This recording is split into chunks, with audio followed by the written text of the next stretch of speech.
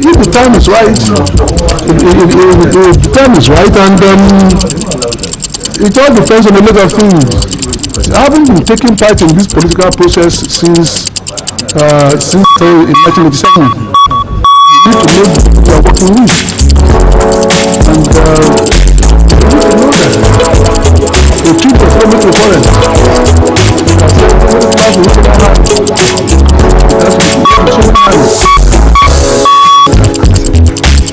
There is the attitude of our people that it's about time we had a leader from this part of the country too. That is part of the thing too. But I agree with that. I don't know. See, I'm thinking about it. Nothing ventured, nothing gained. No, I've ventured a lot.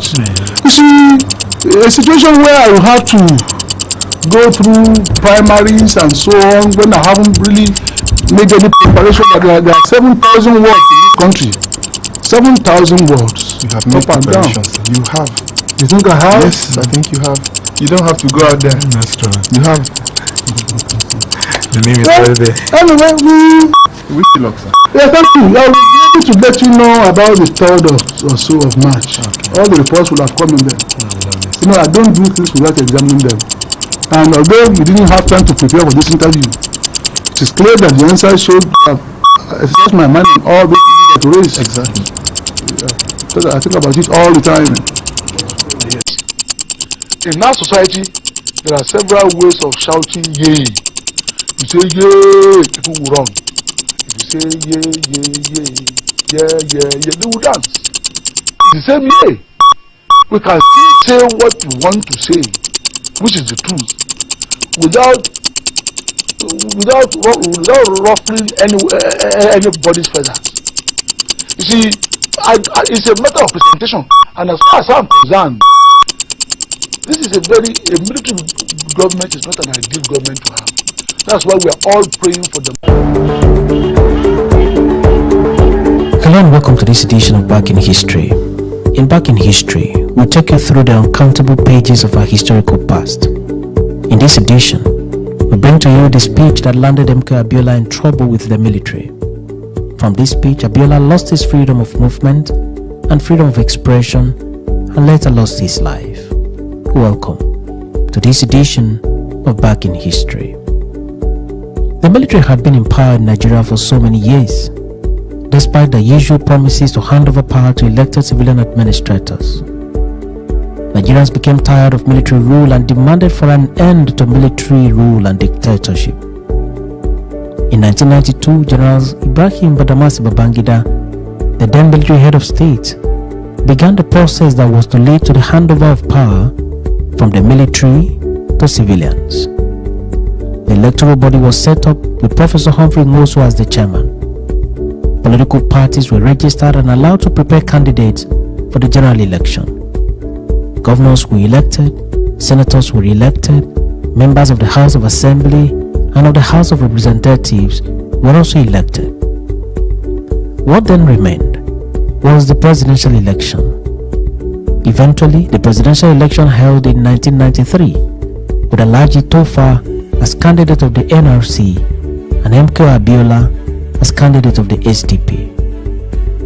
Option A4 was used, and at the end of voting, MK Abiola had more votes than Tofa and was the presumptive winner of the election. But before he could be announced as the winner, the military annulled the election.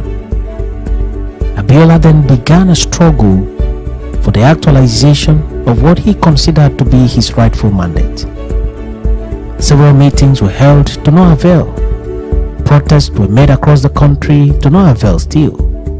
In the midst of all this, General Babangida appointed Ernest Shenekon to serve as interim president of Nigeria. Following the appointment of Shenekon, Babangida stepped aside from office. Abiola's election did not even enjoy any further mention by the military. His election was at most a forgotten matter, at least for the military. But Abiola and most of his supporters did not relent. They forged on and took the battle even to the international level. In the midst of these, General Sani Abacha removed Ernest Shenekon in a military coup and made himself the new military head of state. With this development, the situation became more dicey, and Abiola's hope of becoming the president of Nigeria was getting really slim following the emergence of yet another military ruler. Abiola's life came under serious military surveillance, and Abiola's next option was for him to flee the country and settle in exile. Even in exile, Abiola did not relent his efforts. Neither did he abandon his struggle for the presidency of Nigeria. Abiola later returned to Nigeria in what can be described as an audacious move to claim the presidency of Nigeria in actualization of his election mandate. He called for a world press conference in Epetedo in Lagos State, Nigeria on June 12, 1994 and announced himself as the President and Commander-in-Chief of the Armed Forces and called on Abacha's military government to immediately vacate the presidency and allow the will of the people to prevail. He promised to retire them with full military benefits. He described the military as, quote, politicians. Another hits jam from wipeloaded.com.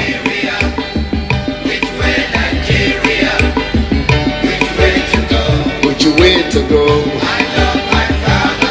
Oh, yeah. Alright, so a very good afternoon to you listening to MFM TV this beautiful sunny afternoon, and of course welcome back to the Wednesday edition of Politics Today. You know, this is where we get to talk about the latest political development and also talk about the trending issues happening in the political space and also issues affecting our nation, issues affecting our dear country Nigeria. And you know, this is where we get to discuss about the relevant issues that concerns you and I. Politics Today is where we get to talk about all of it. And of course, this today's edition is quite special to me, and of course it's a very special edition. You know, today is a Democracy Day celebration, and of course 25 years and still counting. Alright, so this beautiful afternoon I have my analysts in this studio. Alright, I have three of them. You know, we are going to talk about this democracy, we are going to talk about the prospects and also the challenges that we are facing as Nigerians. Alright, so good afternoon, sirs. Good afternoon. Alright, so in the studio with me I have my analyst, Honorable Mayowa Ajuba Adigun, the former Special Assistant Bureau of Statistics to the ex-Governor of Oyo State, late Governor Ajimobi of blessed memory. Good afternoon, sir. Good afternoon. Yes. Greet my people listening to you at home, sir. Good afternoon. Yeah. Honorable Mayowa, you are Okay. former Special Assistant of Research and Statistics to Oyo State, to late Governor Abiola Ajimobi Of blessed memory. of blessed memory. Alright, so you know, if you used to join us every edition of Politics Today, you know my very good analyst, Mr. Jide Alofe, the former Student Union President, Osun State SLG 2004 to 2005 session. Good afternoon, sir. It's so good, and I'm so excited to see you this afternoon. MOBOLAJI, good afternoon. Good afternoon, sir. So happy to see you face to face for the first time. I'm so happy to. And to all our viewers at home, I want to say good afternoon to you all. Yes, sir. And happy Independence Day. Alright, so you know, I also have Comrade Adituri Smart in the studio this afternoon. Good afternoon, sir. Thank you so much for joining me on today's edition. Good afternoon, MOBOLAJI. Good afternoon, our esteemed listener there. You know, it's a season of liberation. You know, of course, Democracy Day is going to be here. Thank you so much for coming on today's edition, sir. Thank you so much. Alright, so without wasting much of our time, this afternoon we're talking about the 25 years and still counting. You know, the democracy is now 25 years, the Democracy Day celebration. And of course, you know, there's a lot of things going on in Nigeria, you know, a lot of challenges.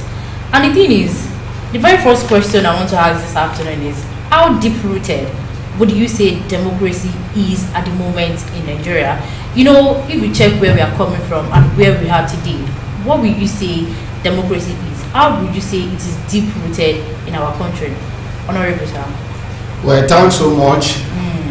Concerning your question, I can say democracy is deep-rooted in Nigeria. Okay.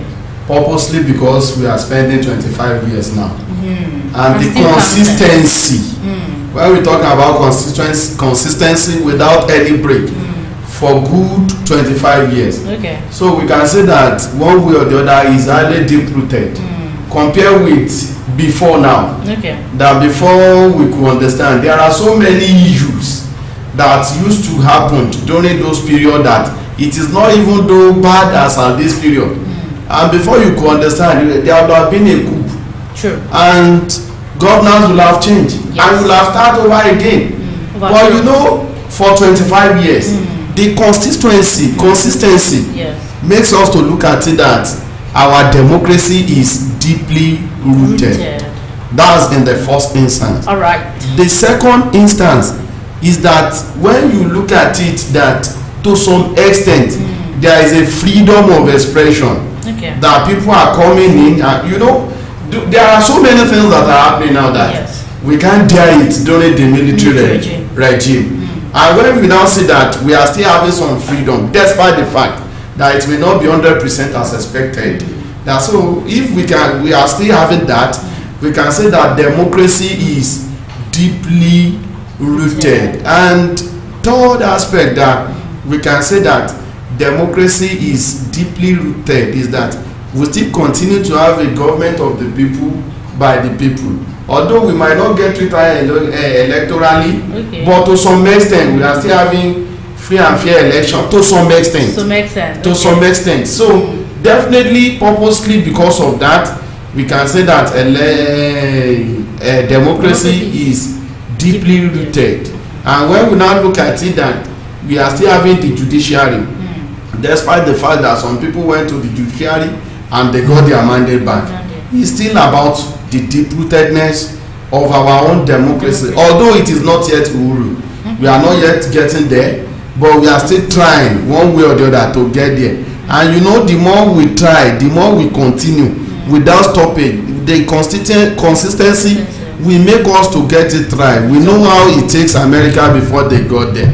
It's not a day job. It's not something you can start in a day. It is a gradual processing. It is the more you are doing it, the more you get the understanding. It is the more you are seeing some lacunas, the more you look at what you can do in order to curb it. And by the time you curb it, it will continue going like that from one place to another. I want to tell you categorically that the way we started in 1999 is not where we are today. In 1999, we have seen a lot of issues that anybody, commissioner of police and everybody, they just got to government house and said, governor, yeah, go out. It can't happen today again. I want to tell you sincerely speaking. We can see that a single person, we don't want to mention him, can say, no, we don't want governor here again. Oh yeah, talk, oh yeah, go there, go and mobilize secretariat and send the governors away. We got it like that in 1999. But I want to tell you that it's not possible to get it like that now. And that's the reason why we are saying we are keeping deep rooting. Alright, so thank you so much. Comrade Ismail, do you have a contrary opinion to what he said?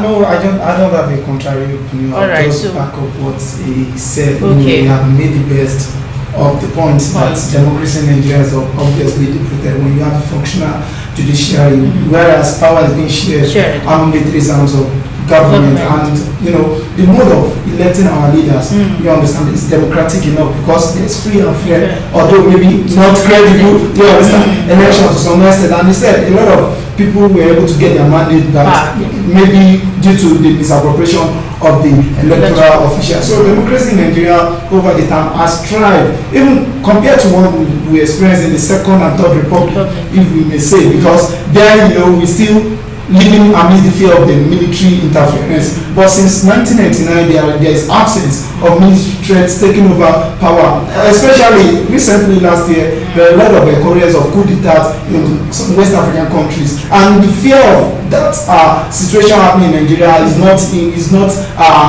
growing. So that tells you to some extent that democracy in Nigeria has come to stay. Although practically, you understand, maybe we are not there yet, you understand, but you know, theoretically and to some extent, we are moving to the right direction. So I would love to support community takes on that. Alright, so let's go back to 1993. I think when Chief MK Abiola, when he was campaigning, the focus of the campaign was to eradicate poverty and hunger. But the thing is, if we should check now, the figures, we have nothing to write home about on this issue of poverty and hunger in Nigeria. So, Comrade, Honorable Majiko, what do you have to say on that? See, thank you very much, the moderator. Thank you, sir. When you look at Nigeria, since the inception of the democracy, True. all the presidents that have been elected democratically, they try their best, one way or the other. Okay. Because you cannot give what you don't have. There is no way.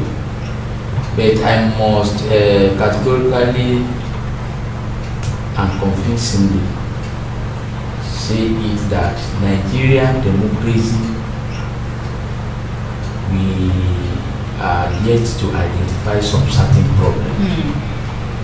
Okay, so the thing is, you know that there is problem in Nigeria. Yes. That's the very first thing. Yes. Okay. You talk about hunger. Hunger and poverty. There is no way how you can get the children. You have the children at home.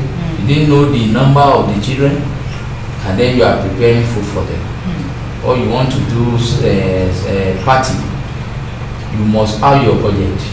You must have your planning accurately, either directly or indirectly. If you fail to organize to have a very good and solid data, there is no way how you can get a very good successful government.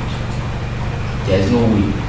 But before you can get quality data, you spend money. And then Nigerian electorate, the citizen as well. Any government that are ready to do that,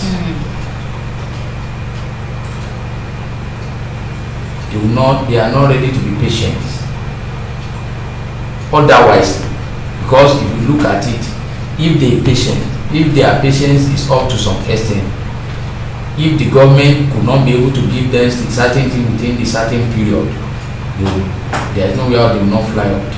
Definitely those who are in the ends of affairs of the governance, they are not well prepared, because you must set your target. You know you have 4 years. If you started your campaigning process, you know when the campaign will finish, when you will do the electoral process, where the voting will count, they will make the announcement. After the announcement, there will be a process to prepare for the swearing or whatever.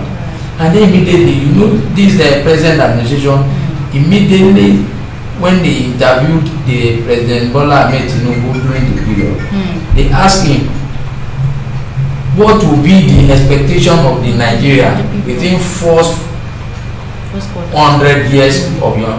He said, "I'll keep on running, keep the ground running." But keep the ground running is not running as a this thing, because Nigeria government is so complex. The parastatal agency and everything, we have multilinguistic tribe, we have different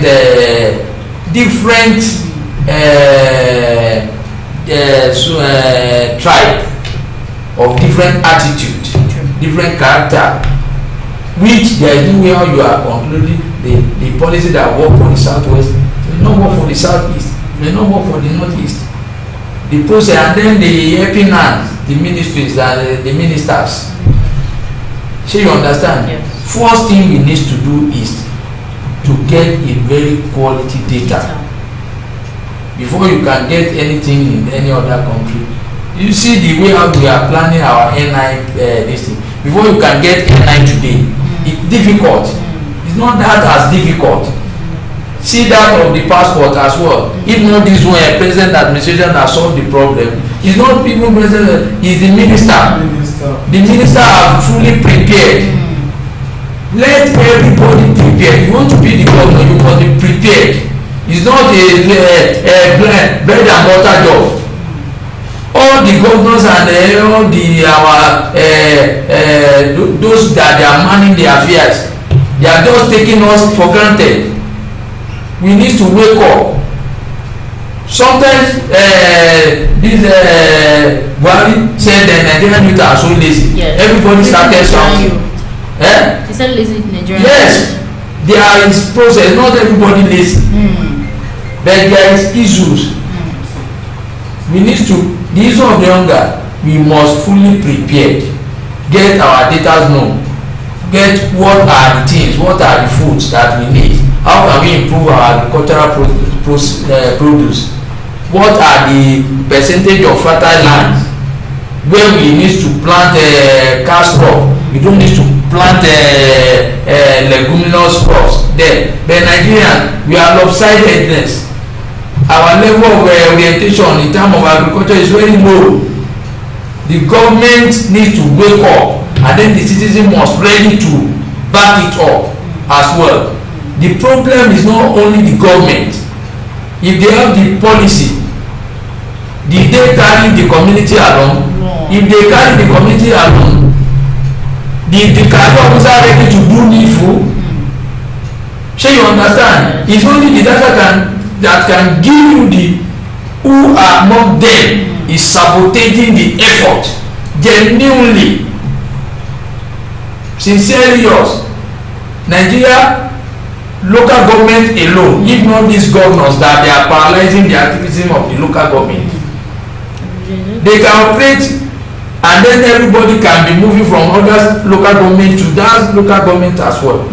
It's only Nigerian local government can operate independently, but otherwise it's in our state. Most of the governors are becoming emperor. If they bring money today, they will siphon it tomorrow. And then our EFCC are there as well. They are watching them. Has it come into the local government autonomy? That's my submission on that. All right, so thank you. So, Comrade Usman, in your thought, do you think that democracy can address the issue of government restructuring? Because many people say, okay, to get it right in Nigeria, we need to have a restructured. We need to have a restructured governance. So, do you think democracy can change that? Do you think democracy can address the issue of government restructuring in Nigeria? Firstly, what democracy brought about is liberty and independence. And the choice to actually make some decision. You understand now? You have alternative. You have the right to pick wherever you want. The people you want to put to represent you as a government. According to Abraham Lincoln, he expressed government of the people by the people and for the people. Now, the stronger people, all of us coming together to select some certain set of people to represent the other people. Now, on the issue of restructuring, there has been something that has been saying over time, since First Republic, Second Republic, Third Republic. Exactly. And restructuring is not a day project, it's not even a short-term project, not a medium project, it's a long-term project. There was a particular point in time we have Vision 2020. You understand? Now 2020 came. It was nowhere to be found because most of these dreams were unrealistic until we are able to get it right. Putting the right personnel or right machinery, you understand, to the right place to get it right. That is what is going to be. Now, when we're talking about restructuring, there is a particular set in the Constitution, Federal Character Principle. It was enacted in 1979. It was still enacted in 1999, which actually big number of representation from a particular region to this region. Now, it is being followed in mode of recruitment, but at a particular point in time, nepotism setting, you understand, tribalism setting, such principle, you understand, is not being followed. That is another one. When we're talking about restructuring, now, zoning of power too, you understand, at a point in time, you understand, the northern era, in the northern region, you understand, spent 8 years courtesy of our former president Muhammadu Buhari. Now, we were taking the power stream of that to the south. Eventually, it moved down. But there's a particular political party that fielded another northerner as their flag bearer. You understand? That means if eventually the northerner won, another will be another president, you understand, of Nigeria for another 4 years. So where is the restructuring we're talking about? So we'll keep clamoring about until we get it right. Now, if you understand, and it starts from our grassroots level, like he said earlier, local governments, they lack autonomy. A local government could solve this common man problem if they were being given the right thing. Another thing is that when the local government reform of 1979, you understand, 1976 local government reform, it was enacted in 1979. And I want to bring us to something that this 1999 constitution, you understand, it's a replica or similar to 1979 constitution. Now, the local government autonomy, You understand? It was stated here, a lot of provision were made. But the state government over time has been encroaching local government. How do we restructure that? Because the problem of the common man starts from the grassroots level. Look at our problem. We are facing economic challenges. You understand? The solution they provide, you understand, was sharing palliative. Palliative that could not last for a month or a day. You understand? Why not training? When we want to experience development, you understand that it is more about changing our mental, you understand that, mental orientation than our physical orientation. Under let's say food, you understand that, we solve a little problem, but the training or skills that you acquire, we solve it exactly. So that is what, when we're talking about restructuring from the constitution, you understand that, we should start from there. You understand? Our legislature recently, they passed a bill, you understand, to welcome back old national anthem. A lot of Nigerians were confused. If a referendum were being held, you understand, a convention, a lot of people go against that. Yes, you understand? A lot of people were maybe nostalgia, you understand, maybe those we have currently as our legislature, maybe enjoy that. That was the reason why they brought it back. Those are the things we should be wary of if we want to develop and if we want democracy to actually bring about development that we want, you understand, like other countries, you understand. A lot of restructuring has to be put in place and needs to be followed. It has been put in place, but the implementation stage is where we actually get it wrong. So it will take a long time before we actually provide solutions to that. Alright, so thank you so much for that answer. Comrade, what do you have to say to that? And of course, I think recently there's a bill passed seeking to increase the years of the president and governors to like 6 years instead of the 4 years tenure. Do you think that is also part of the restructuring that we are clamoring for in Nigeria? Well, thanks so much. When we are talking about the restructuring that we are talking about in Nigeria, restructuring has a lot of modalities. It has a lot of what is expected from it. But for us to have a conclusion about a particular modalities of what's to be done is what fundamentally matters. Okay. Let me cite an example when we are talking about this restructuring. Talking about local government autonomous is part of the restructuring. Yes. Talking about regionalism that we are seeing that maybe Southwest they want to embark upon at this period is part of restructuring that we are talking about. Concerning what you are saying about the 6 years, well, it's part of restructuring because they said in that place that so that they should know that the presidency should be rotational. But I want to tell you this, and that's where the problem lies. Some restructuring that we want to do, it may have one or two disadvantages that it may even though lead to another problem in the nearest future. Because when we are talking about community and state police, is one of the policy of restructuring as well.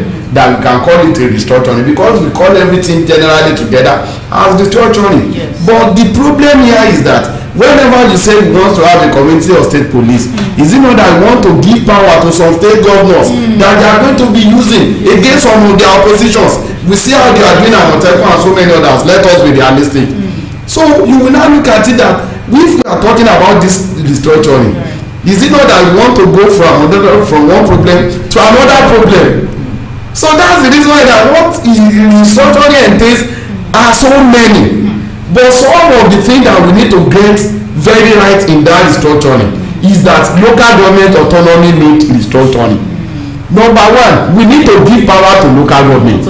Because we will see that majority of the project that has been done by state government belongs to the local government. During the time of Lamadation and so many others, we see local government doing roads. So many other things because they are collecting their money directly. But as at now, you will see that some local government they are just taking 3 million naira after they are paid their salaries, nothing else. So that's the reason why some people will tell you that I don't even want to be a local government chairman because you will just see them that they are just only general without portfolio. They were just in office. You understand? You will just see them that they are in office, but they are not in control of the office. So some people will tell you that I can't work in that kind of a situation because they are just a general without a battalion. So that is the reason why you will see that one way or the other local government, when we are talking about that, it needs restructuring. And when you now look at it, majority of our state governors, they are benefiting. Yes. So that's the reason why they don't want it to work out. Yes. They don't want it because that's where they are getting their own money. and that's how they are getting to do some things that belongs to the local government.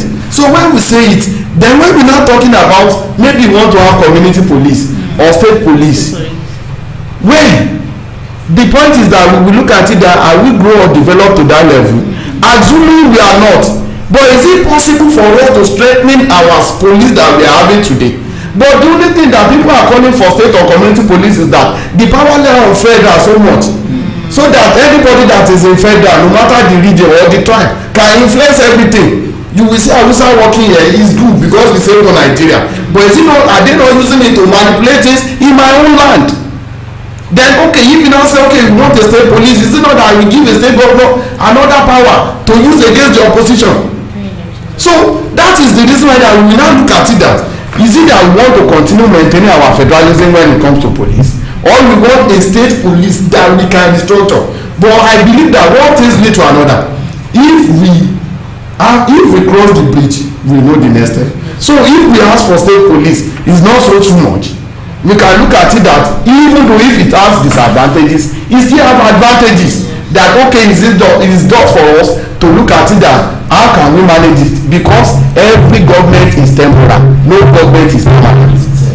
And so when we look at that one, that is another restructuring on its own. Talking about 6 years, okay. I want to tell you that as far as I'm concerned, I'm just talking as an entity, okay. Just as a person.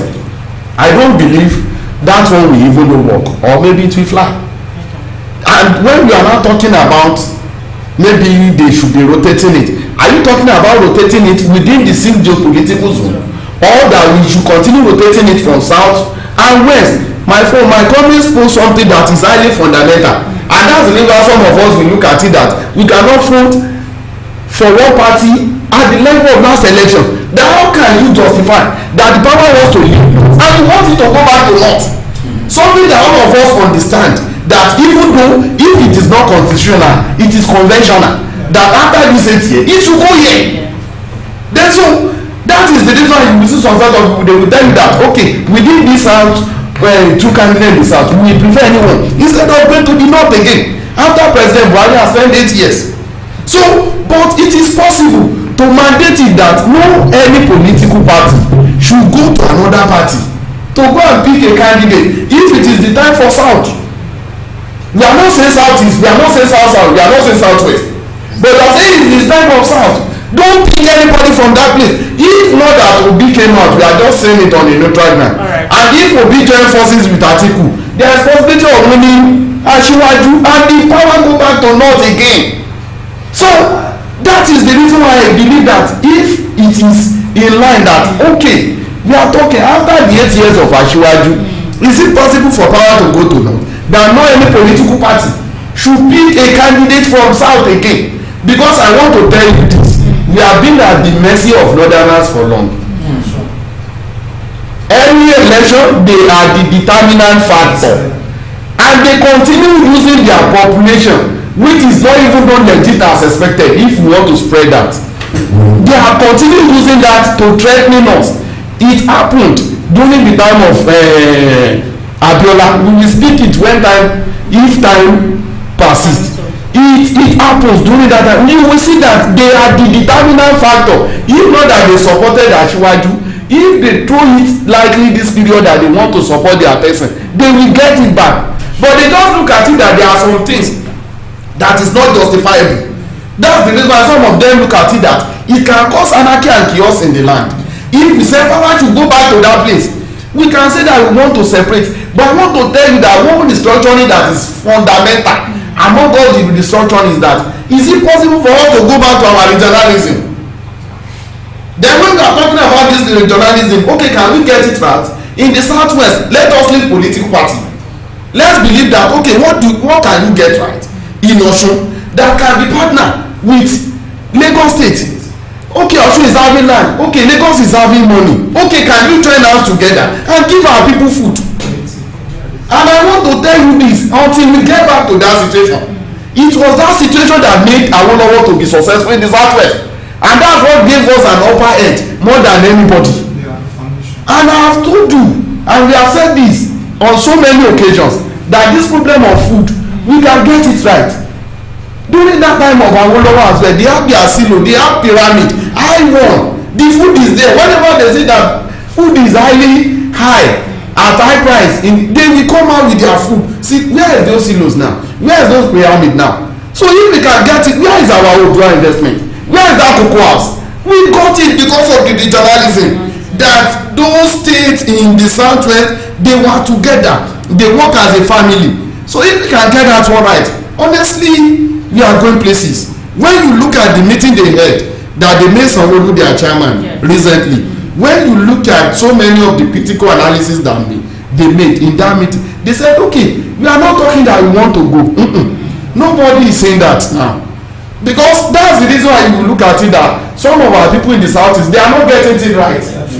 You have your senators and house of rep, they are collecting money. Why can't they move water instead of killing yourself? You are not killing us there. They are enjoying the benefits. We are not killing us, we are killing your economy there. And continue killing. Nigeria is too big and we continue moving. Thank you, sir. Okay, so Honorable Iba, what do you have to say on what comments? You have said it all, because if you look at Nigerian as a whole, for any political office holder, there must be a wisdom. Okay. Nigeria as a country, we need wisdom to make it comfortable for everyone. We need a leader that is consistent in terms of patriotic intellectualism, the leadership acumen, the training. It must be well on ground, because you have a leadership that is in question. Mostly, if you look at other advanced countries, they build leaders. There's mentoring. But it's only in Nigeria when you have money. It's only when you get money you can get your way politically. This is the first time in the history that we could be able to have a very fundamental and dynamic president. Because if you look at what is on ground in Nigeria today, statistically, you know Nigeria, if not this man that come at this right time, there will be problem. Because Nigeria is even sitting on the gunpowder. And if you look at the configuration of this country from the earlier state that I stated, Nigeria as a whole, God bless Nigeria. Yes. He bless it a lot. I have traveled to every part of the country. I have never seen sort of the country like Nigeria. We have many things. I work on one book, Facts About Nigeria. Talk of anything. Talk of mineral resources. Talk of our agriculture produce. Talk of our talk of our cultural heritage. We are blessed. We have what it takes to be a country. What we are facing is leadership problem. The moment the leader are taking the mantle of leadership, some corrupted elements are fighting against that process. Look at the issue of the subsidy. Look at many other reformation that is going on. Those who are eating on the bad rods, they are fighting against it. And then it's only God and we citizens that can stand against all those things. We fight the issue of the answers. We succeeded it one way or the other. But either directly or indirectly, we still have many battles to fight. Yes. To make Nigeria as a great country. Yorùbá ní kò lè wá tó lè jó kíní kan lè jó ilé ìbàdàn. Yes, we must ready. We must ready to face the challenge and support the government. Now at the moment, I enjoy most of the state government and the federal government to do an inclusive governance, carrying the community along. Not only KBAC, not only traditional ruler, go in to the communities They are the community are the grassroots. Arrange them, involve them, let the local government authority invited the community leaders into their agendas. There is no way how the community leader is different from the traditional rulers. Religion leaders is different from traditional rulers, both Christians as Muslims. We need to be on board, the good ones among them, not bad people, because if you look at all those institutions as well, some people are using community as their way to get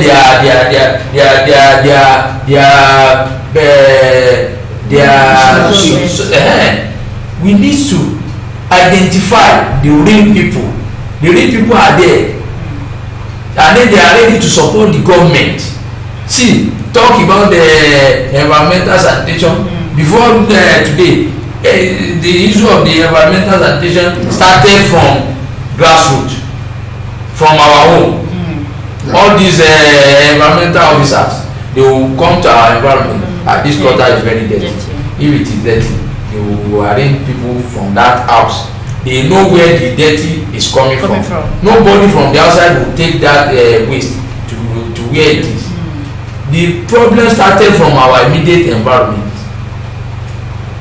And then government, they don't make use of the apparatus that they have. Apparatus in the sense that the career officers, they are not there to be in the office alone. They are purposely because of the citizenship, not to be at the office. Some are meant to be at the office, and some are meant to be outside. While sitting at the office, while you have some other things, some needs to be at the market. The security challenges that we are having, the police officer don't need to be at the station. Every part of the country, they mount police officer every street. In Nigeria, they will start be saying that our men are not enough. And then you go to police station, you see many of the police officers sitting down there collecting all these things. All these Yakabila are fighting within the community. Some issues happened yesterday at Mokola there. Some gangs of the boys, they are about to kill themselves. We called the police officer. They said the rain is falling. Wow. The issue of security, people is about to kill themselves. They said the rain is falling. Not until they mark themselves. They kidnapped the boy. They took him away.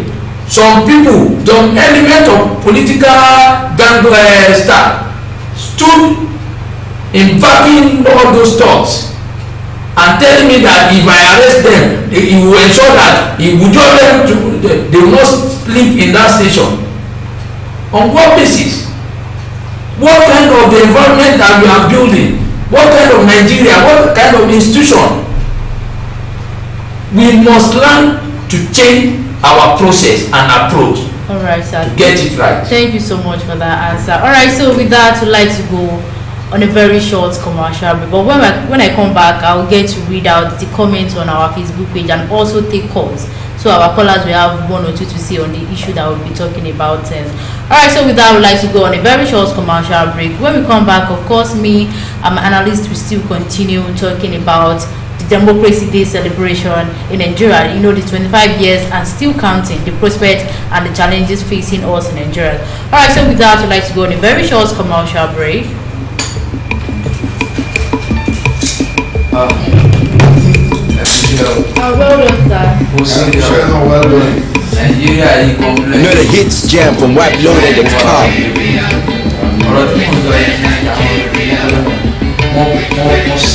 What you wait?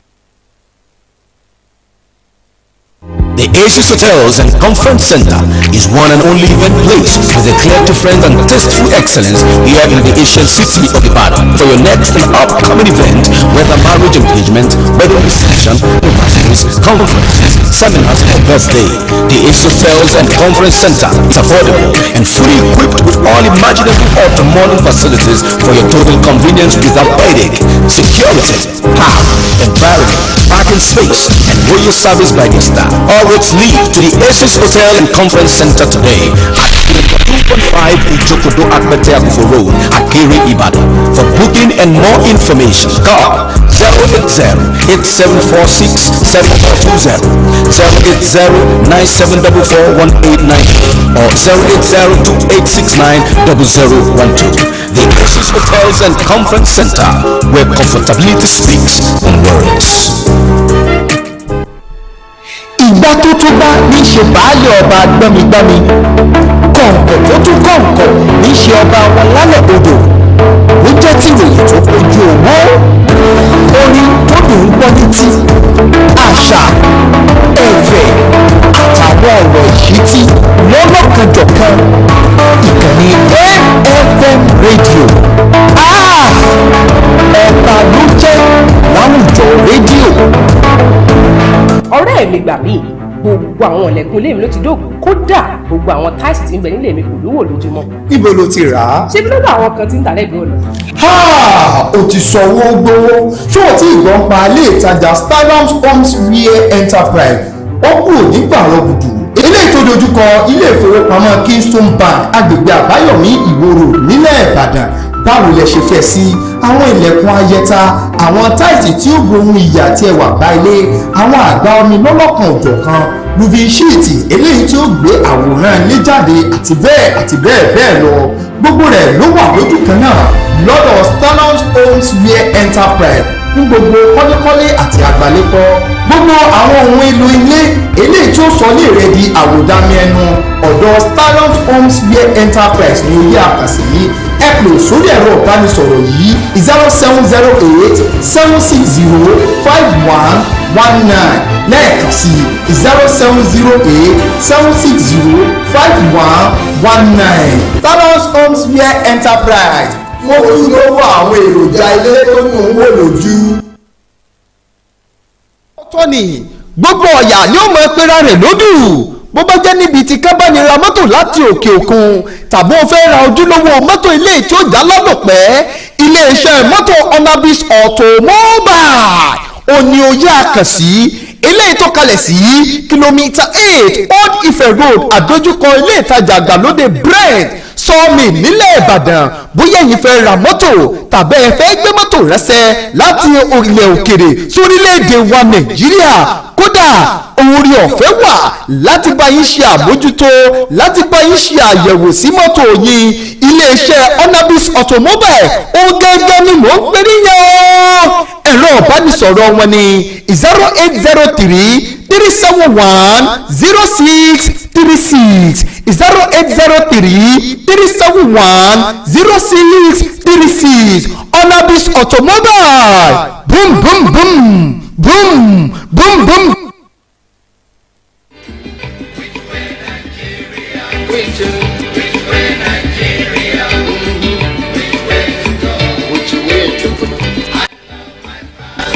Oh yeah, I want to know. Yes, we want to know which way Nigeria is heading to. Alright, so welcome back from that very short commercial break, and of course we are still talking about the 25 years of democracy celebration in Nigeria, and of course the prospects and the challenges facing us in Nigeria.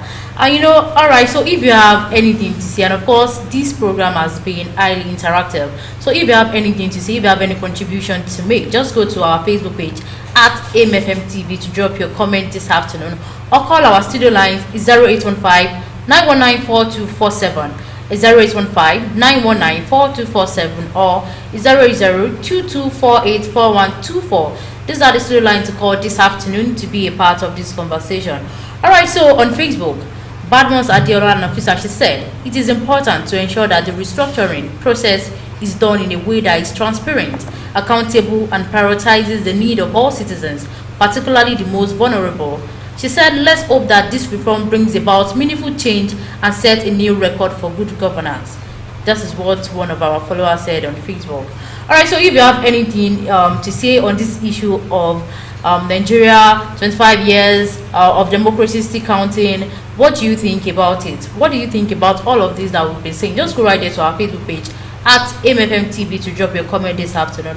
And of course, our student lines are always open. If I have one or two to ask my analyst, my guests in the studio this afternoon, you can call our studio line 0815-919-4247 or 0022484124 to be a part of the show this afternoon.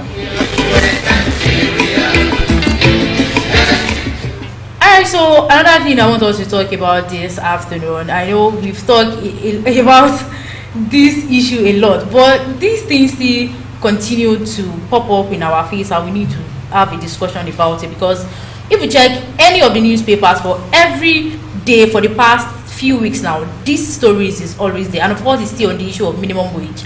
Now, okay, so comrade, do you think the workers, do you think they deserve over 100,000 naira minimum wage?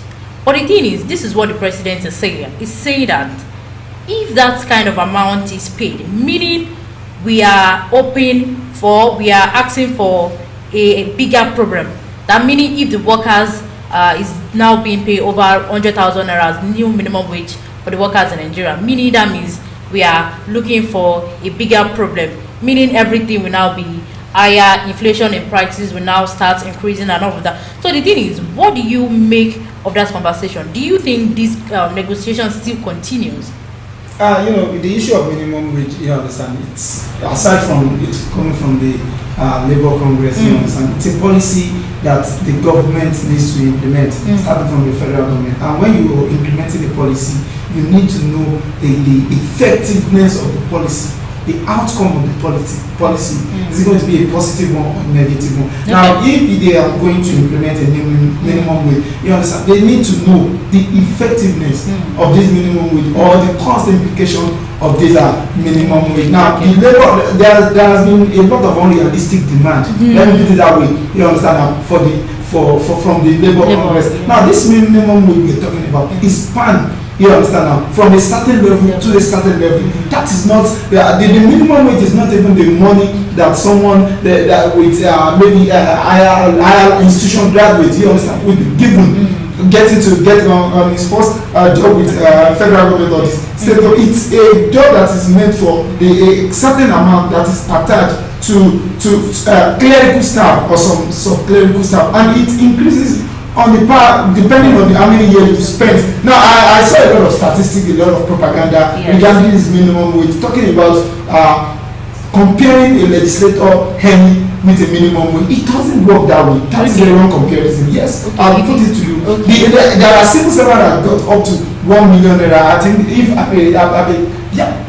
approve that. So if you the highest earner, you understand, the civil servant level, compared with the legislature earnings, not the lowest earner, you understand, at the civil servant, then comparing with the legislature, I don't think it's the comparison, you understand, that it doesn't make sense. Then talking about the amount projected, 62,000 plus. You know, when we check the inflation rate in Nigeria, it has increased above 100%. You understand? The amount it was when the 33,000 was implemented. How much are we buying fuel there? A lot of things that we use, a lot of you understand, even gadgets too. A lot of things that increased more than 100%. So okay. Alright, so we have a caller. Hello, good afternoon. What's your name and where are you calling from? Good afternoon, this is Elifem Maria calling from Ibadan. Alright, so Maria, what do you have to say on this issue that we'll be taking a look at since few minutes now? What do you have to say? I want to ask a question from comrades. Alright, so my analysts are here to and thank you for bringing this show to the viewers and the hearers. This is a very important show for the country at this moment. Yes, thank you. Of this hardship and recession. So I really appreciate all the people online and talking about this thing. It's a very important thing. So the question I want to ask is about insecurity in the country. Okay. This insecurity is getting out of hand. So recently we've been talking about bullying, students bullying each other, even because of this insecurity in Nigeria. So I want them to talk more about insecurity and what can be done. This is 25 years of democracy on state council. and we are still having issue of insecurity in the country, which is even getting rampant. It's not even going down. So we want to hear more about insecurity. So and the things we can do to bring down insecurity in this country.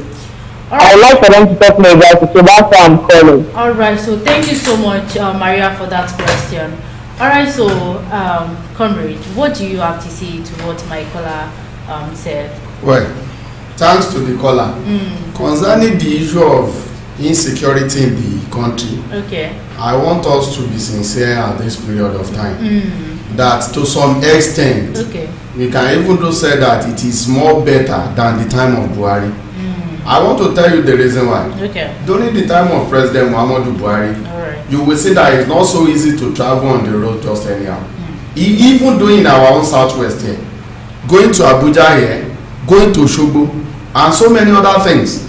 It was so worse during those periods that was what brought Amotekun and so many other security that we're having in southwest today.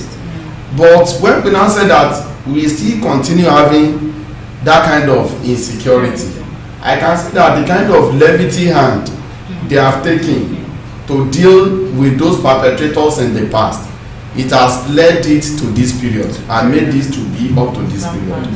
The second aspect is that, honestly speaking, I don't want to mention maybe tribe or anywhere what have you. Some of our people are not sincere with the issue of this insecurity. And I want to tell you, and that is one of the problems we are having, that some doubts that you are building today and you are giving guns so that they can help you for election. You don't know what they will turn to when you can't give them money again. And you don't know what it will turn to. The Fulanis that we know during that period, that they used to give us cow meat and so many other things, meat, fura and so many other things. They are not the same Fulani that we are seeing now, killing people. Some of them even don't believe that if you just have 10 or 15 cows, that how much are you going to make compared with just one kidnapping that you are going to make $1 million. Some of them confess when it comes to that. What I can say concerning this security is that most especially, and that's the reason why I said regionalism is so important at this level. Let every region go on their own, strategize further. One of the things that our Amotekun are lacking is that because it is the federal government that are controlling everything, so they are not entitled into sophisticated weapons and guns. So it has a limitation of how they can call all these things. Okay, I want to tell you now, when you are not going with all those local guns, with somebody with AK-47, they will just shoot you and die. And Amotekun cannot use AK-47 because government say federal government said that it is just only federal government military men or officers that can use AK-47 and so many other sophisticated. So all those ones is limited them. And these things still go to regionalism. That if we get it right, and it still go to our destruction, that if we have it right here, we can try as much as possible to curb it when we strengthening our military base. Our military can tackle these people. Okay, we see how we tackle them. The Boko Haram, it is now settling. The Boko Haram has limited to so many things in Borno now. So it shows that. Sir, we have a caller. Okay. Hello, good afternoon. What's your name and where are you calling from? Hello. Hello. Yes, good afternoon. Hello, What's your name and where are you calling from? Yeah, hello, good afternoon. Yes, good afternoon. Yeah, my name is Layo from Elele. Okay, Layo from Elele. Okay, what do you have to say to this? First I really appreciate. I'm really happy to be part of this program today. Oh, thank you. Yeah, well done. Yeah. My regards to the guests, I really appreciate them. I've been following their stuff and fun. They are really making a lot of sense. Thank you. Now, the thing is, I have a question for the guests. Please, in this area of minimum wage coming up and what happened, during the house, we talked about it on ground. Why will the minimum wage cut it? Alright, so we lost that call. I think the question she actually raised, I think I addressed it earlier regarding the minimum wage. But I was unable to conclude my statement due to the call that actually came. And what I would just want to say is that the federal government should be fair. But what we are not really getting is that the problem is beyond federal government. Minimum wage. Can state government afford to implement? They said they cannot. That is the they said they cannot afford above 60,000. That is why federal government is trying to cut its own coat according to the plan of the state government. Because immediately they actually alter each other is not going to be a good thing for the Labour Congress. So I think that's my stand. All right. So thank you so much for that. All right. So we have a call. All right. Hello. Good afternoon. Yeah, can you hear me? Good afternoon. Yes, I can hear you. Okay. This is Amala calling back. All right. Yes. Yeah, my question is that why is it that this minimum wage is causing a problem? Is it that our government can't afford the 100,000 minimum wage that these people are asking for? And why is it convenient for them to pay those ministers, those out of attendance, those honorables, the government paying them that each sum monthly, but for the civil servants to pay 100k is going to cause inflation in Nigeria. How is it that way? Okay. Please, can they please explain that? Explain better. All right, so come in. Like I said, the propaganda has actually, spread a lot. That's why we keep comparing. Yes. House of Representatives and ministers. It's actually a different ball game. You understand? It's different ball game. So I don't think even the basic salary of some legislature of this legislature.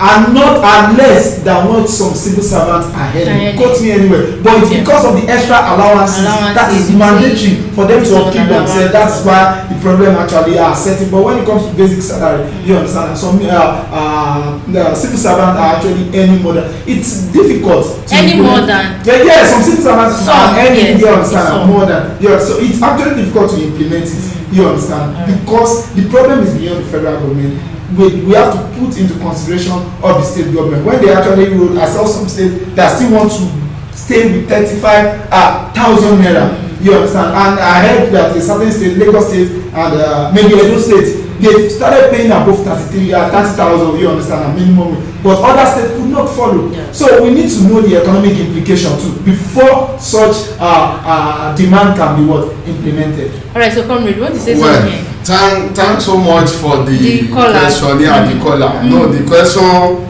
was so fundamental, and I think we need to treat it fundamentally. Yes. We have said this on several occasions. True.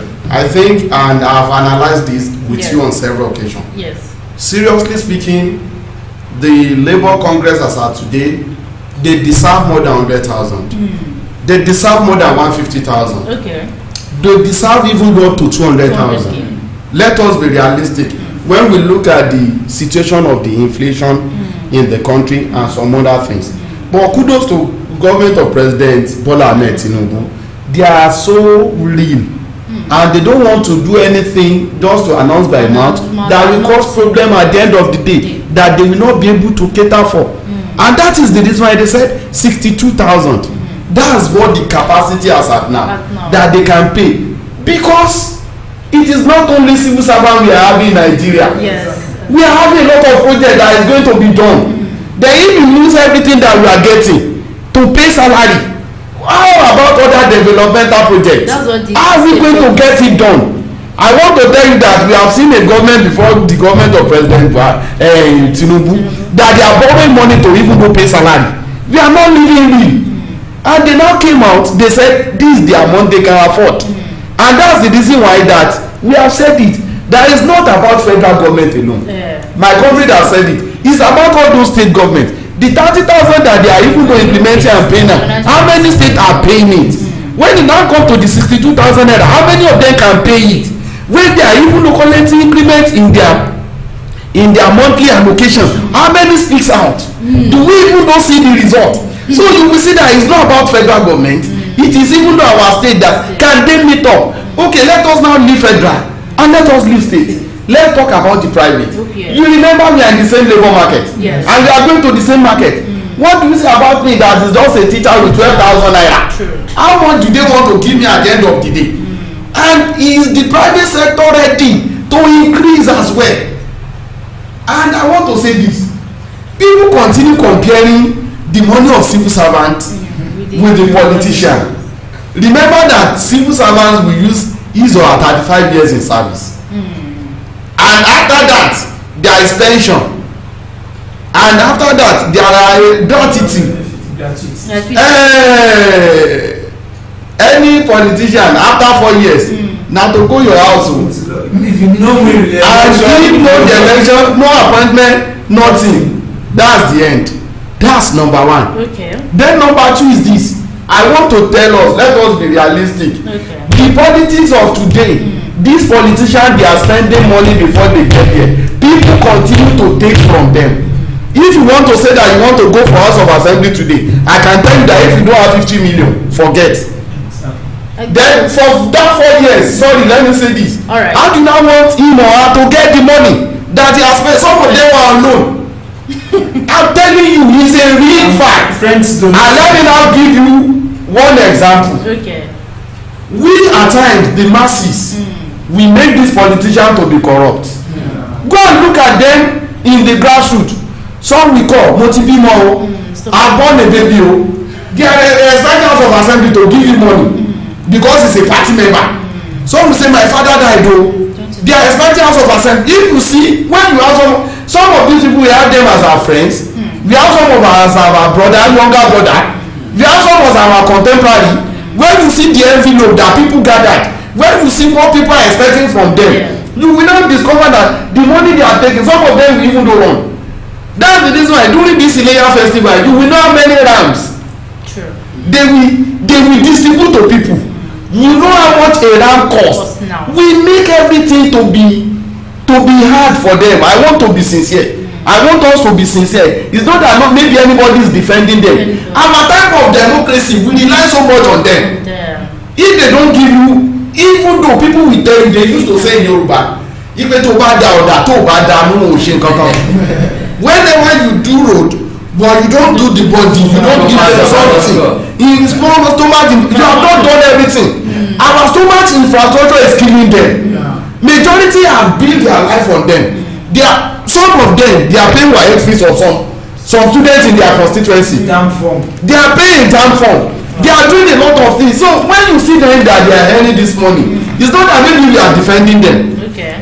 The way our democracy is taking them and taking from them, you will see that they don't have choice. When you see bills, when you see people trooping in their house, you will see during this Ileya festival now. That's the reason why you will see senator and House of Reps. Hardly they will come to Ibadan again.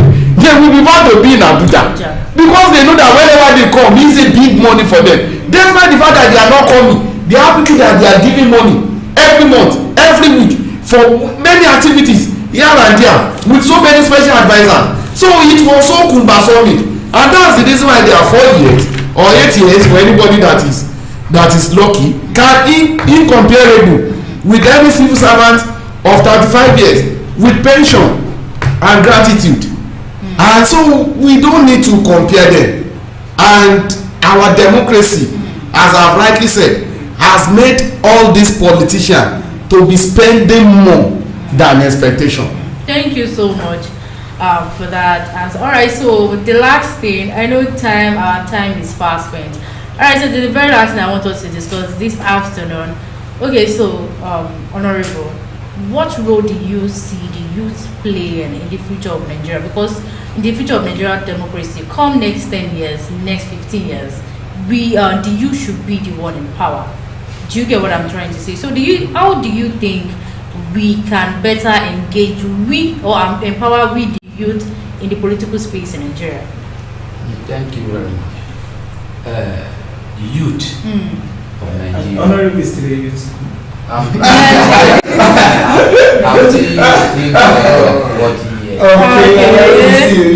because Nigerian youth, even today, as today, 65 years of age are still youth. Because I will be able to see when we are in a meeting, a senator, sitting senator, president senator of Oyo State here is telling us that those in front of him will not move. He himself will not move from the seat. And now today, if you don't move, by fire by force will make you move. Wow. Because it is not possible. We cannot leave the situation the way it is. If it is only me, see myself, believe me sincerely, we'll move the mountain, especially this Oyo State. The present governor of the Katsina State will serve together. He follow Asiwaju Tinubu down to Idiape. This Idiape when we are doing campaign. He's the one that cited on me. He's from the north. We serve together. He now take me on the podium. I stand beside him like this. We are discussing. The picture is with me. The president Akin Alabi, yes. The rep Onyara, is now asking me who is this guy. I said he's the candidate of Katsina State. He's a friend of mine. How much more in Oyo State? They are not special than us. True. Not every youth that will follow us, because of our youth, they are incapacitated. They have made them. They have used hunger to kill them. They are in serious crisis. Believe me sincerely, for somebody to eat 3 times a day is difficult. They have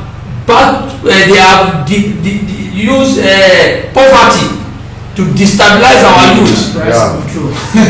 Believe me sincerely, we need to, because if sometimes when I look at the situation, I always wept for this state. When you look at all these money bag politicians, if you see how the senator reps are treating our youths,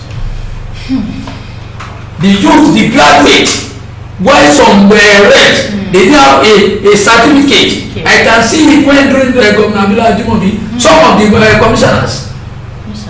When I was in the House of Assembly with Honorable Mofi Adimu, some of them, they are presenting their paper.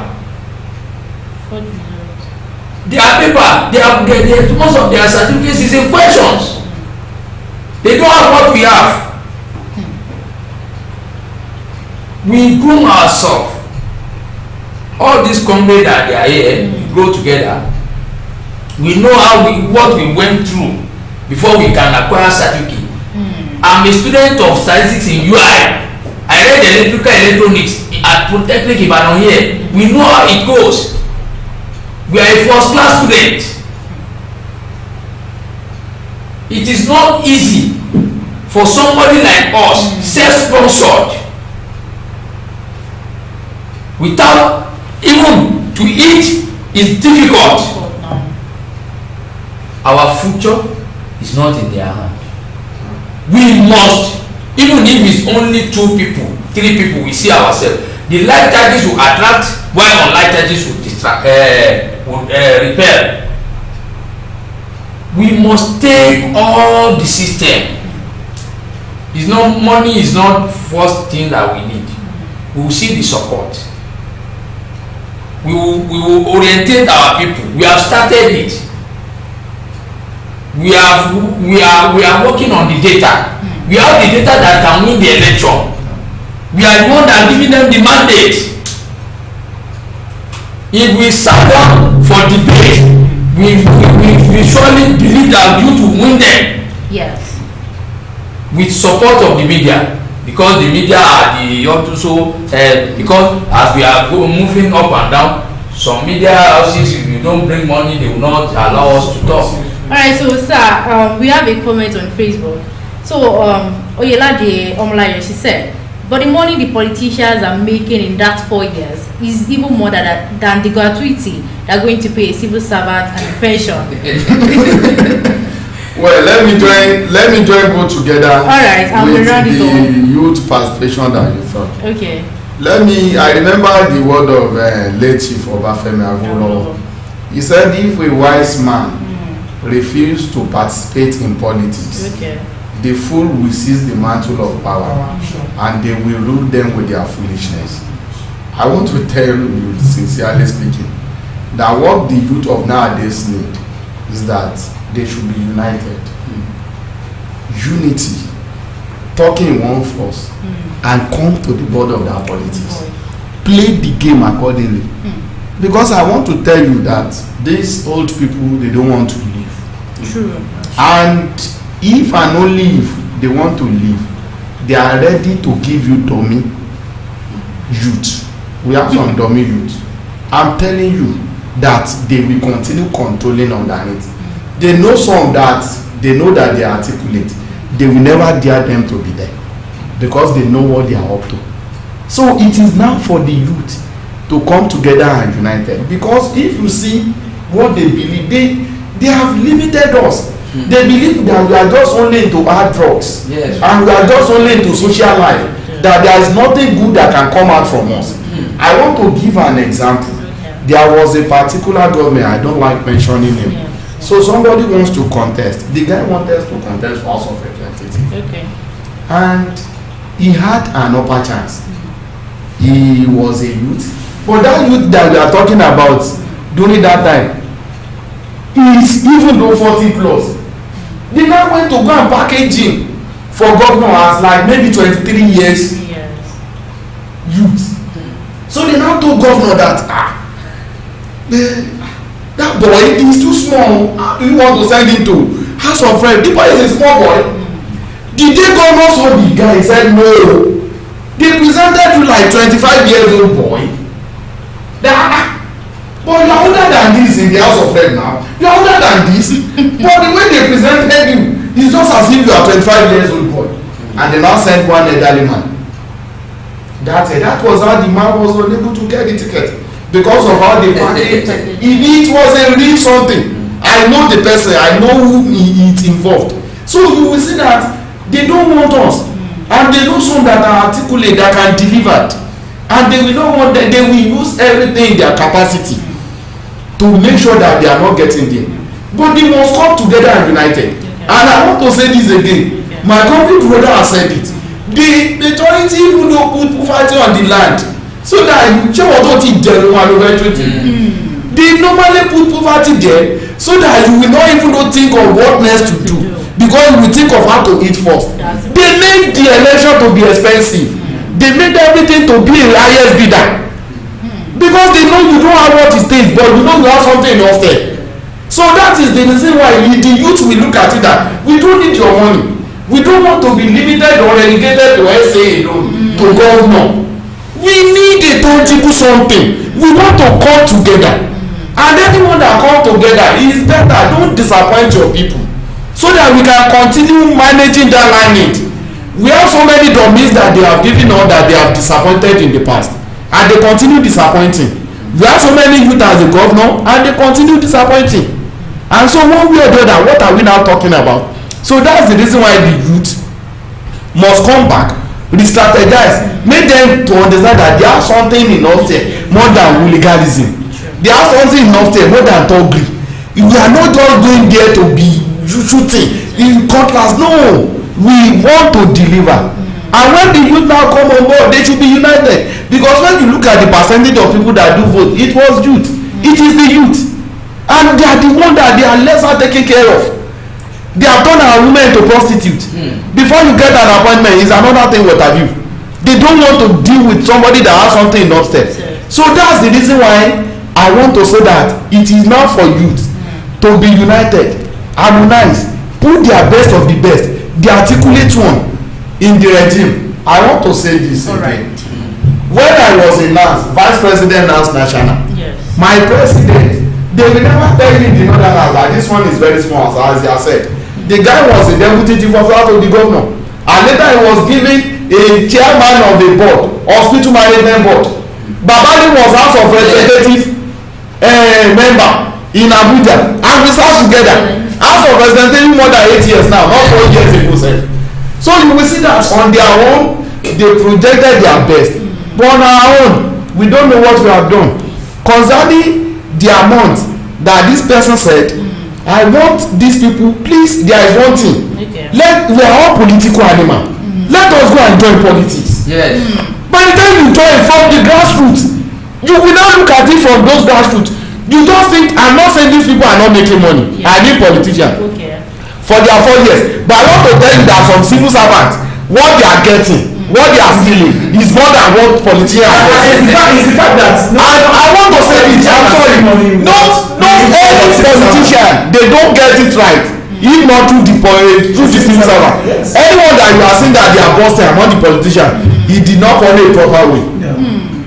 So if you are now telling me that they are getting money, we are just talking about, my comrade have said it, the least are the one we are talking about. When you get to some top in the civil service, you don't do salary again. They don't do salary. Some of their children are in UK as well. Some of their children they are in BB schools. How much is their salary? How are they getting the money?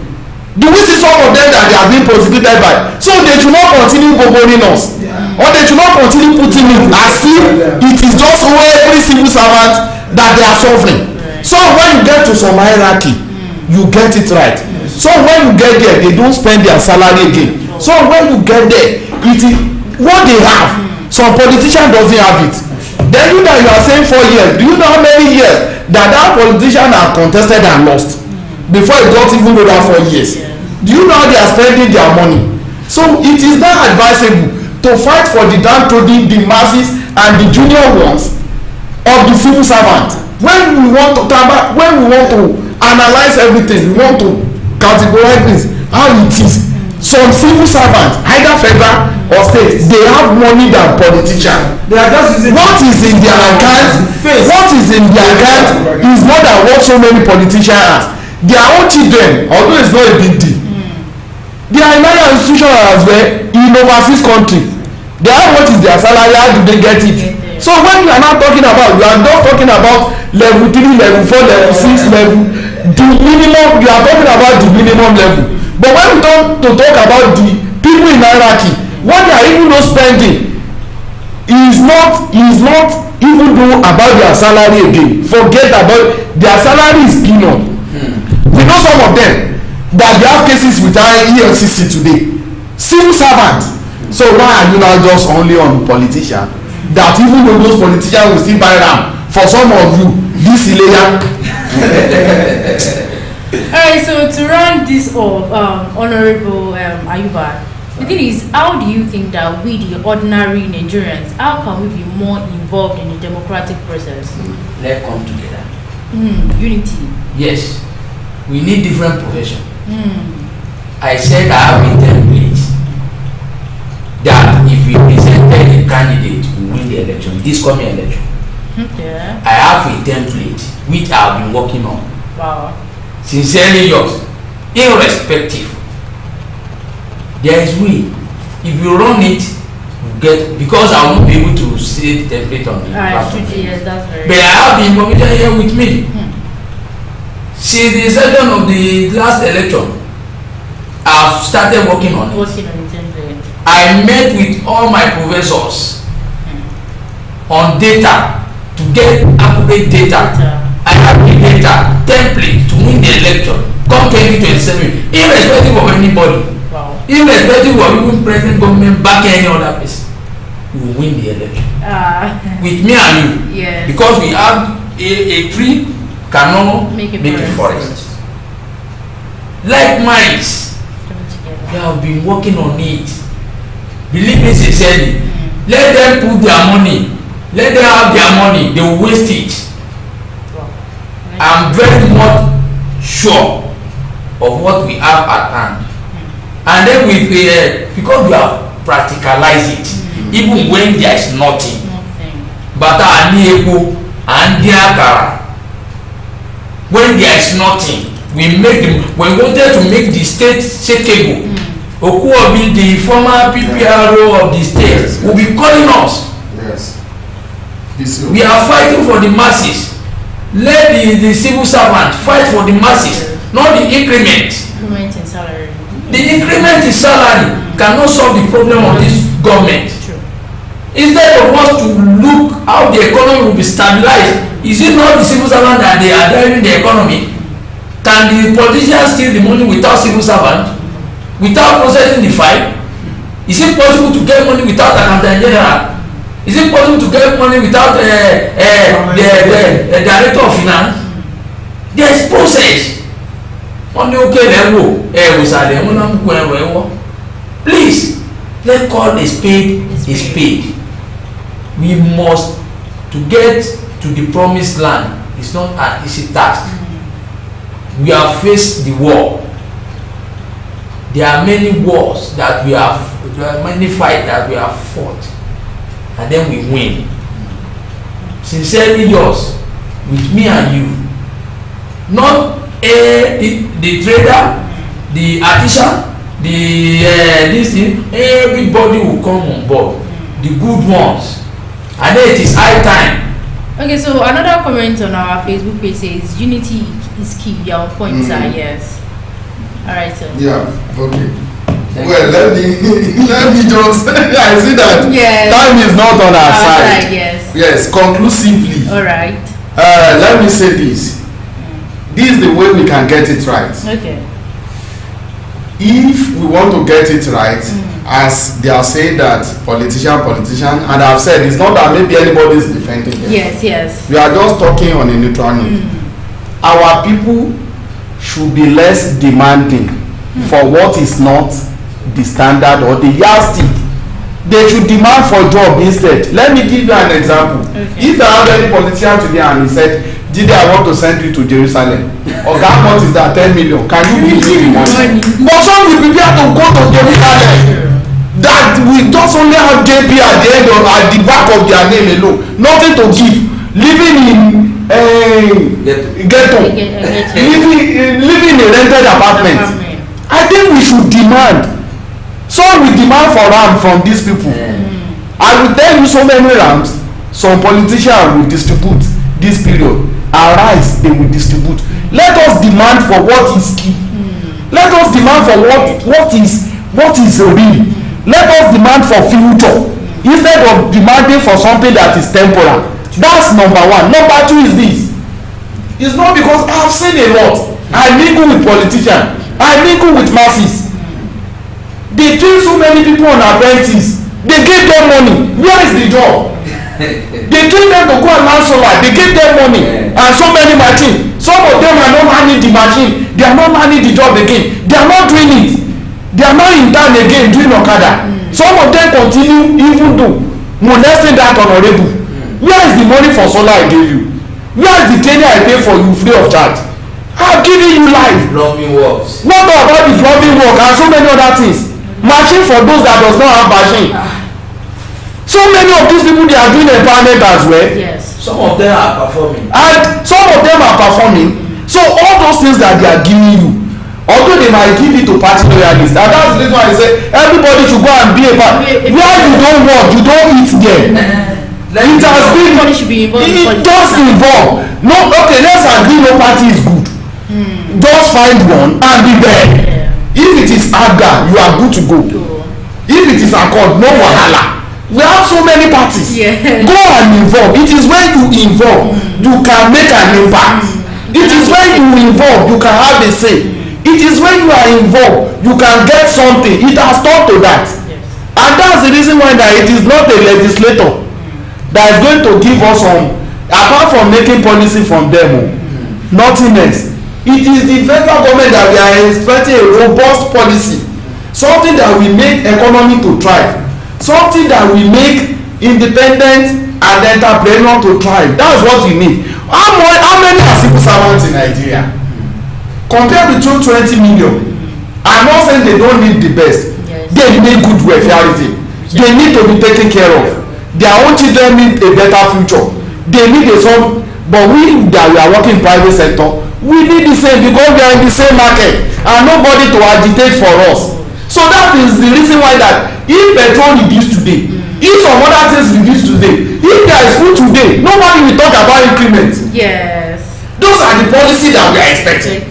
And that is the reason why we want everybody to go and think. It has come to that. Yes. That what can I think outside the box? they are making everybody to continue thinking, because the problem has been complex before now. We have been living in a fake life before now. We have been living in debt before now. Before the global crisis again now come out, majority of countries have not come out from coronavirus. Not that we are supporting government, no, but we are saying this, that if government does not care for you, won't you care for yourself? We have seen so many people that they are losing their own work or whatever they have to care for themselves, because they see that they don't have anybody. Anybody can become anything in Nigeria when you leave government. They have never seen any trade anybody has done in this life that has not made people to rich. So if it is just only effort that you can just go and be taken from market, you may think it's not it, but some people are doing it and they are getting it free. Yes. We just don't need to be lazy. As even though as I'm working, I'm thinking of another thing of what to do. Yes. You don't need to have, you need to have plan A, plan B, plan C. If possible, plan D. When we work, don't let us wait for these people. We have seen that they don't have anything they can offer. Alright, so thank you so much, sirs. Thank you, Honorable Usman. Thank you, Mr. Jide. Thank you, Honorable Adigun. Thank you so much for joining me on today's edition of Politics Today. It has been, I've learned one or two. So thank you so much for joining. What do you have to say before we round it off on today's edition? Just with my listeners, our callers, our Facebook commenters, everybody, just say. We appreciate everyone. Yes, let's appreciate all the commentators on Facebook. Honestly, and the callers. And the callers as well. And the presenter. And the MOBOLAJI, you have been wonderful. And my other, always monitoring me on phone. You have been wonderful. It has been a pleasure one. And for all those the callers and the commentaries on Facebook, it's a good one. We are learning. We know what we got one thing, thesis, antithesis, and synthesis. We get to know each other. Where do we get it wrong? What can we do? It's good. All those commentaries, I love it. It's making us to realize that our people are conscious of what is happening. When you say of good governance, we are all in pain. I want to say this. We are all in pain. Yes, we are all feeling the heat. Everybody. But we must look for a way around. And we really appreciate them. And it has been a wonderful one. For the managers of AM, FM, radio and TV, you have been doing a wonderful one, and kudos to you. Brighter future awaits you. My little advice as well is that let's stop complaining. Let's take action. God bless everyone. Yeah, our esteemed listener, thank you for staying tuned. It has been a wonderful moment with our season analyst, my bosses here, and the presenters too, and the man behind the camera too. It's good to be here. We should do this more often. Yes, alright. So the thing is, if I should call you again, why not? Because on an occasion like this, it's a day we actually, our presence should be felt. Significant day for our democracy in Nigeria. Alright, so thank you so much for joining me on today's edition. You know, the commentators on Facebook, the callers, Maria and Layo, thank you so much for being a part of this conversation, and of course a part of the show this afternoon. Thank you so much. It really means a lot. Alright, so with that, we've come to the end of today's program, the Wednesday edition of Politics Today. I say a very good afternoon to you all once again, and thank you so much for joining me. I say you have a wonderful day ahead.